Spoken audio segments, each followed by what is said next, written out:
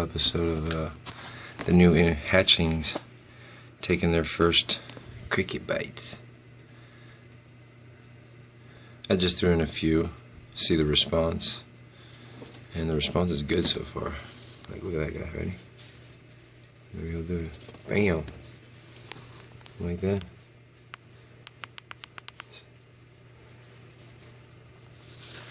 Yeah, I've given them all kinds of feeders. Looks like they respond well to the crickets. I think they like that jump. Something for them to chase. You know? I like a good hunter.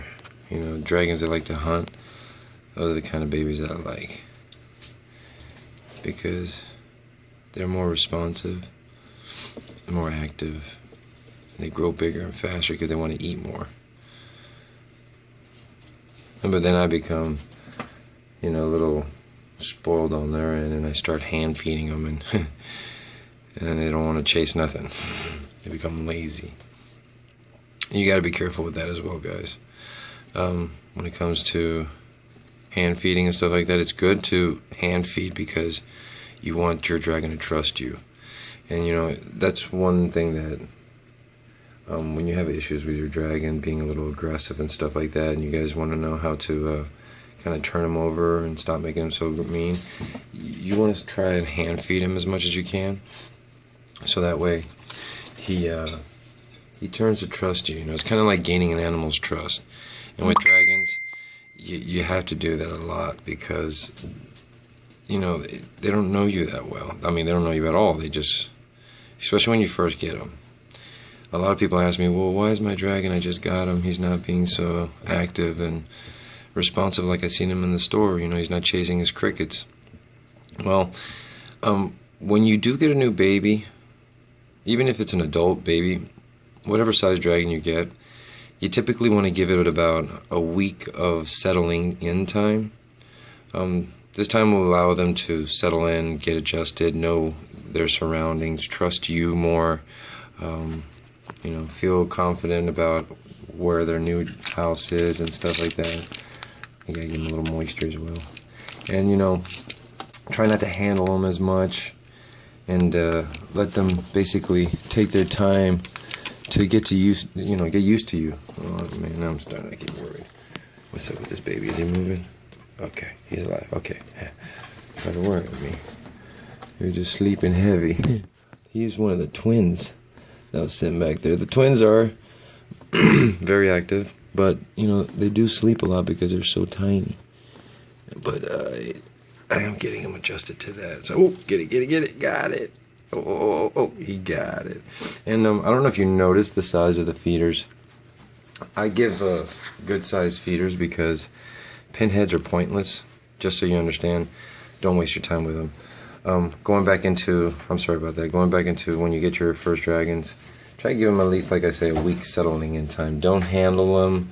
Try to give them enough time to just adjust, you know, settle in, know that, you know, this is their new home, you're the new owner, you know, all kinds of stuff. You got to give them time. You can't really rush it.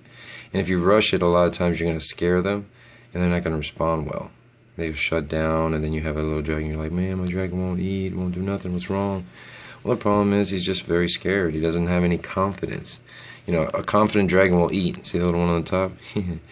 A confident dragon will eat, but a scared dragon won't. So try to give him some time and just adjust. Give him time to make his new home that you've made for him his home. You know, make him feel like that's his space now. So once he does, you can trust that he will be more responsive, more willing to eat. And, you know, by that time, you know, once you see about a week later, then you can go ahead and handle him. Because if you'll see after a week that he's eating regularly on his own and he's doing great, then you can go ahead and just start handling him. And when you do handle him, try to handle him as much as possible. Because once he trusts you, he wants you to hold him. You know, people say, oh, you know, they're very, you know, self-sustained animals, which they are. And they have no problem, you know, being on their own, but they like being held. Because if they don't get held, then they get aggressive, and then you have that worry where people are like, well, my dragon's so aggressive, I don't know what's wrong. Well, the problem is, your dragon doesn't remember you anymore. And it's not, I'm not saying no, you know, there are cases where, you know, people do handle their dragons. Sometimes it just turns where they just get aggressive for no reason. And that sometimes happens.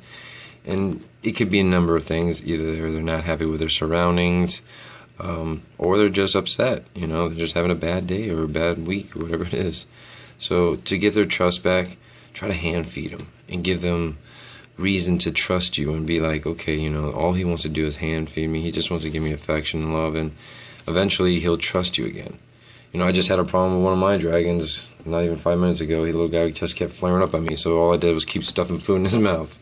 Every time he flared up, I put a piece of kale in his mouth, or collard green, I'm sorry. And just put a leaf of collard green. He just chomped it down. He's like, looked at me. And I tried to pet him again. He flared out again, so I put a little piece of collard green in his mouth again. He chomped that down. He looked at me again. He was like, is this going to keep happening once I do this? And I go, yeah. So he stopped. Just stop doing it now. Now I try to put the collard green in his face, and he won't even open his mouth now. So it's a matter of just trust. You know, he's got to understand that you're not there to hurt him. You're there to help him. I know this video went from baby's first bite to how to take care of your aggressive animal, but that guy's hunting. But you know, just showing you guys they getting their first bite. These guys are, let's say, about 3 or 4 days old. 4 days old, maybe. Well, some of them are a little older. Some of them are like 3 days or 2 days apart. 3 or 4 days apart. I don't know. I'm sorry. I'll tell you the dates, but it's been a crazy week because it's just more and more babies keep hatching out and getting 2 sets of twins, which is like super unexpected. Kind of blew me away. Here's one of them. Get him, get him, get him.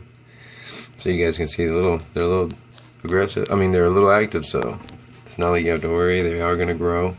I'm going to have plenty of feeders and love and giving them baths and moisture, make sure that they're well fed. Yeah, even keep their salads in there, just in case. I mean, even they didn't eat it, they didn't touch it, but I still give them the option. So, you know, what am I losing by putting a couple leaves of collard green down? Nothing. So, hey, look at them. They're looking good. They're looking real good. Come on, fatties. But yeah, that's them guys. They're biting up a storm. If I get that little twin up, come here, baby. Hey. No, that's not a twin. This is one of Dove's and Poseidon's baby. All those dark colors you're gonna see, they're gonna be some blues, really beautiful blues. Is that baby already shedding? No. He just looked like he was with the tail. No, just developing color. But yeah, these guys are good. Oh, wait, I'll put you in a branch. You don't want to let go? You gotta let go. You got to. No, Daddy, you're more fun. You gotta let go. Okay, oh, there you go. Alright, where we at? Oh yeah, I wanted to grab with the twin. Come here, twinny. This is one of the twins. He's getting, you know, a little more confident. Get that cute face, fully developed, nothing wrong, you know, just smaller because he had to share the embryo and the egg and everything. So it's not that he's not going to grow. I mean, he's going to grow fine. He's just going to take a little longer because he had a slower start because he had to share so much of his space and time. But they'll be fine. These guys are awesome. They're looking great. Very active, very alert, and since, like I said, they're only like a week old at that. Here, look at these guys, a little twin right off. Joining his brothers and sisters. Just fine. And like I said, they're only a week old. Here, look at them. Going. See that? Not scared, confident, running in with the pack. So there's nothing wrong. The twin's gonna be just fine. Look at them. Oh, yeah. But yeah, they got their first bite in. Oh, I guess second bite because they were eating this morning first thing, but just wanted to show you guys, yeah, they're eating crickets. It actually caught me off guard because one cricket fell in by accident when I was feeding the other ones, and when I went to go get it, one of the babies just grabbed it. I was like, oh, you guys don't want them, so that's one way of accidentally seeing if they're ready. But yeah, again, what I was saying, don't feed real small feeders because sometimes they really don't even see pinheads. They're so tiny. I mean, they're really tiny. They're useless. I mean, you're giving them that, and it's really not going to be even enough. Because, like, I don't know if you see. Look at those bellies. Like, a pinhead ain't going to fill that belly up. My guys are born really chunky.